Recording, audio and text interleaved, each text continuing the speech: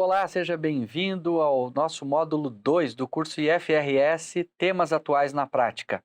Este módulo nós vamos falar sobre o teste de recuperabilidade de ativos, né? Nós vamos ter 11 aulas aqui nesse módulo sobre o impairment, é o chamado teste de impairment. Como eu disse no nosso módulo 1, é tão importante essa temática que ele é o CPC número 1, é a primeira norma do Comitê de Pronunciamentos Contábeis, né? Deu-se muita importância nisso. Bem, nós vamos ver aqui qual é o objetivo do teste, quando eu não devo aplicar o teste, como eu aplico em ativos financeiros, algumas definições importantes nesta aula e vamos falar um pouco sobre o próprio teste. Bem, para que serve isso? Para que foi criada essa norma? O que significa teste de recuperabilidade de ativos? Veja, o próprio nome já diz, né? Será que o valor constante da minha contabilidade, o valor contábil do meu ativo, ele de fato é recuperável? Se a gente fizer um esforço assim de pensar bem simploriamente, imagina que você tem um ativo por R$ 10.000 na sua contabilidade. Vamos pensar só no valor de venda. Será que se eu vender esse ativo eu consigo R$ 10.000 nele? É basicamente isso. Só que a norma estabelece que nós devemos fazer duas análises. Uma análise do valor de venda, como eu expliquei agora, com alguns detalhes mais que a gente vai entrar, e uma análise do valor em uso. Porque eu posso não vender o ativo, mas eu posso usá-lo, posso consumi-lo ao longo do tempo para gerar receita. Então aí é que começa a ficar um pouquinho mais complicado o teste. Bom, mas o objetivo que está nas normas é que o teste deve dar garantia de que os ativos não estejam mensurados por valor acima do seu valor recuperável. No fundo, o objetivo deste teste é proteção a acionistas minoritários. Veja, as normas, é preciso que fique claro isso, essas normas internacionais, que agora são brasileiras e que estão sendo espalhadas pelos países todos do mundo, elas servem para todas as empresas, mas o objetivo principal é alcançar as empresas de mercado de capitais. Por quê? Porque essas empresas têm um volume de negócio muito maior e porque elas apresentam, de certa forma, risco para a sociedade caso seus demonstrativos contábeis estejam elaborados de forma tendenciosa que possa levar o investidor a um mau investimento. Nós tivemos exemplos de várias empresas no mundo que quebraram, né? E depois isso foi ser apurado porque os demonstrativos contábeis não apontavam isso. Nós podemos citar a Enron, nós podemos citar o Lehman Brothers, enfim, vários casos aí que, inclusive, deram força para o IFRS frente ao padrão americano, né? O FASB, o famoso FASB. Então, é por isso que o IFRS acabou tendo aí um destaque sobre o FASB. E, no Brasil, nós temos pesquisas apontando que várias empresas, em 2008, ao aplicar esse teste, tiveram que reduzir os seus ativos de forma considerável nos demonstrativos contábeis. Né? Nós temos aí casos simbólicos, vocês podem obter isso, pesquisas na internet, mas isso significa que esses ativos, numa primeira análise, estavam superavaliados. Isso é ruim, porque se você é um investidor, ao se deparar com esse cenário, você pode ter tomado decisões em cima de ativos que estavam superavaliados. Isso poderia ter modificado a sua decisão, né? Então, o teste vem para garantir que aquele valor registrado na contabilidade está muito próximo da realidade, se não é a própria realidade, né? Em regra, aplica-se a ativos de longo prazo. Bem, não deve ser aplicado o teste de impairment em estoques, porque os estoques existe um CPC, uma norma própria, que é o CPC 16, que ele diz como você deve tratar estoque e fazer possíveis ajustes, caso sejam necessários, de valor que não se vai realizar. Ele tem uma regra própria, né? Ativos e contratos e ativos resultantes de custo para obter e cumprir contratos devem ser reconhecidos como CPC 47, ou seja, é a chamada receita com contrato de cliente, que nós vamos ver aqui também no módulo 5 deste curso, também não devem ser testados.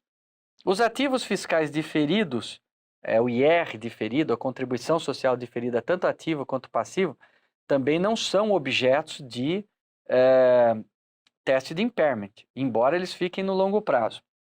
Ativos advindos de planos de benefícios empregados, o CPC 33, também não devo fazer. Ativos financeiros que estejam dentro do escopo do CPC 48 também não devem ser testados. As propriedades para investimento que estão no CPC 28 também não devemos testar. Ativos biológicos relacionados à atividade agrícola que estão no CPC 29 também não devo fazer o impairment. Custos de aquisição diferidos e ativos intangíveis advindos de direitos contratuais também estão no CPC 11, eu não devo fazer. Ativos não circulantes, né, ou grupos disponíveis para venda classificados como tal, que estão no CPC 31 também, nós não devemos fazer teste de recuperabilidade. Ainda temos as controladas, CPC 36, as coligadas, CPC 18 e empreendimento em conjunto, CPC 19.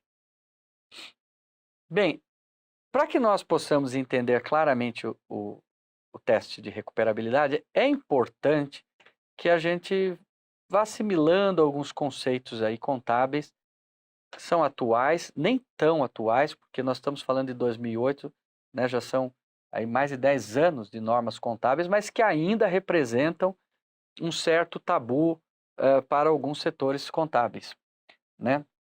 Alguns empresários contábeis ainda têm dificuldade com isso e por aí vai. Primeiro conceito que nós temos que entender é o conceito do que nós entendemos por valor contábil líquido. É um componente do cálculo. Valor contábil líquido é o valor contábil do bem menos a depreciação até aquele momento. Então, essa é a base de comparação. É este valor que eu quero saber se é recuperável ou não. O valor contábil líquido. Outro conceito é a chamada unidade geradora de caixa. O que é uma unidade geradora de caixa? Aqui, conceito muito importante. Olha, é o menor grupo identificável de ativos que gera entradas de caixa. Para ficar fácil o entendimento, porque o teste de recuperabilidade ele pode ser feito sobre um ativo ou sobre uma unidade geradora de caixa. Para ficar fácil o entendimento, imagine uma indústria que produz um produto determinado, vamos chamar de produto A. Agora, imagine o seguinte, para produzir o produto A, eu preciso de 5 máquinas industriais, 5. Nós vamos ver um exemplo aqui prático. Quer dizer, não sai produto se eu não tiver as 5 máquinas trabalhando. Logo, essas 5 máquinas compõem um único ativo. Esse ativo é chamado de unidade geradora de caixa, porque ele em conjunto é o que gera a caixa. Outro conceito, ativos corporativos. O que são ativos corporativos? São ativos, exceto ágio, por expectativa de rentabilidade futura, o tal do goodwill, que contribuem mesmo que indiretamente, para os fluxos de caixa, tanto na unidade quanto não, né, se estiverem isoladamente. Então é importante entender que são ativos que contribuem para a geração de caixa. Despesa de venda ou de baixa, o que é isso? São despesas que a empresa terá ao vender o seu ativo. Quer dizer, e esse termo é importante nós assimilarmos porque ele é parte do teste, significa dizer que quando eu vender um ativo, eu tenho um valor de venda. Mas se eu tiver, por exemplo, que custear um transporte, uma desinstalação, custear tributos para vender, esses valores devem ser abatidos como despesa de venda. Então, quando eu falo, compare o valor de venda e o valor de uso é o valor de venda líquido, ou seja, menos os gastos para vender. Valor depreciável. Bem, esse é muito tradicional para todos os contabilistas, né? Creio que não temos problemas. Valor depreciável é aquele valor, é o custo, né, de depreciação que nós apuramos. Pode ser a depreciação, amortização ou exaustão. Bom, depreciação, amortização e exaustão é a alocação sistemática do valor depreciável, né? Valor justo. Valor justo, é importante também saber, é um preço que seria recebido pela venda de um ativo e que seria pago pela transferência de um passivo em uma transação não forçada entre partes conhecedoras do negócio na data da mensuração. Ou seja, é o valor que foi combinado entre as partes sem que esteja havendo qualquer conluio, qualquer combinado, né? Então é claro que se um produto custa no mercado 10 e eu estou tratando com alguém por 20, e se alguém está interessado em comprar, esse é o valor justo. Por que está sendo tratado de um valor diferente do mercado? Isso vai ocorrer em casos raros, por alguma razão que só as duas partes conhecem. E as duas partes conhecem o mercado e conhecem o negócio. Perda por desvalorização é o montante pelo qual o valor contábil de um ativo ou de unidade geradora de caixa excede o valor recuperável. Então veja, a perda por desvalorização é o objeto do nosso estudo aqui hoje. O teste de impairment ele vai comparar o valor residual com o valor contábil líquido, perdão, com o valor em uso ou o valor de venda. Se esse valor apurado no teste for menor, nós vamos ter que baixar. E baixa como? Reconhecendo uma perda. Bom, valor recuperável de um ativo ou unidade geradora de caixa é o maior montante entre o valor justo e a despesa de venda e o valor em uso. Esse aqui é o teste praticamente de impairment, a gente vai ver depois. Vida útil é o período de tempo durante o qual a entidade espera utilizar aquele ativo, né, dentro do que foi planejado, e o número de unidades de produção ou de unidades semelhantes que a entidade espera obter do ativo. E valor em uso é o valor presente de fluxos de caixa futuro esperados e que devem advir de um ativo ou de unidade geradora de caixa. Parece complicado o teste? Muito bem. Ele é um pouquinho complicado, mas não se preocupe. Nós estamos aqui só dando conceitos introdutórios. Nesse módulo nós vamos ver um exemplo prático de como fazer isso aqui. Vai ficar bem mais claro nas próximas aulas. Então, afinal de contas, o que é o teste de recuperabilidade? O que é o teste de impairment, né? É verificar se o valor líquido dos ativos é recuperável, seja pelo uso ou seja pela venda. Então, eu vou colocar uma coisa aqui, ó, valor contábil líquido. Como é que a gente chega nele? É o valor do bem, o valor que está no ativo, perdão, menos a depreciação, a amortização, etc, etc. Esse é o valor contábil líquido. Eu vou comparar esse valor que está na contabilidade com os valores que eu apurar no teste, que é o em uso e o de venda. Se este valor aqui for menor, for maior, perdão, que os valores apontados no teste, eu tenho que reduzir esse valor reconhecendo uma perda. Vai ver um exemplo prático. Bem, assim terminamos a nossa primeira aula sobre o teste de recuperabilidade de ativos. Não perca as próximas aulas aí deste módulo do impairment.